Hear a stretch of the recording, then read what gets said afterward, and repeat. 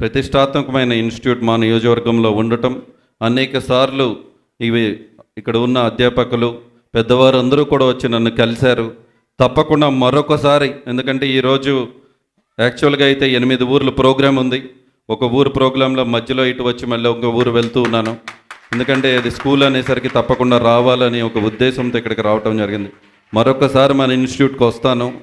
మీ అందరితో కూడా కూర్చుని మీ సమస్యలు ఏమన్నా ఉన్నా కూడా ఈ సమస్యను పరిష్కరించడానికి నా వంతు కృషి నేను చేస్తాను అని చెప్పి మీ అందరికీ కూడా మరొకసారి మాటిస్తూ, 13 జిల్లాల నుంచి కూడా ఇక్కడికి వచ్చిన పేరెంట్స్ అందరికీ కూడా దెందులూరు నియోజకవర్గానికి స్వాగతం పలుకుతూ ఉన్నాం. తప్పకుండా మీరు ఇక్కడ ఉన్నప్పుడు మా వారందరూ కూడా మిమ్మల్ని బాగా చూసుకుంటారు అని చెప్పి ఆకాంక్షిస్తూ, ప్రతి చిన్నారికి కూడా మంచి చదువు అందించే ఇన్స్టిట్యూట్ని, అది కూడా రెసిడెన్షియల్ ఇన్స్టిట్యూట్ ఇక్కడ ఉండటం నిజంగా గర్వకారణం. తప్పకుండా మా వంతు కృషి మరొకసారి చేస్తాను అని ముగించే ముందు నా తరపున మన ముఖ్యమంత్రి జగన్మోహన్ రెడ్డి గారి తరపున మీ అందరికీ కూడా నూతన సంవత్సర శుభాకాంక్షలు తెలియజేస్తూ సెలవు తీసుకుంటున్నాను.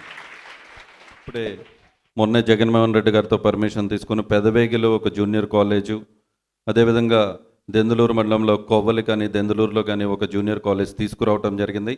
తప్పకుండా చిన్నారులు చదువుకుంటాము అంటే దానికి సహకారం అందించే ప్రభుత్వం ఇది. ముఖ్యంగా నేను కూడా తప్పకుండా చిన్నారులు బాగా చదువుకోవాలనే ఒక ఆశతో ఉన్నాను. తప్పకుండా నా వంతు కృషి నేను చేస్తాను.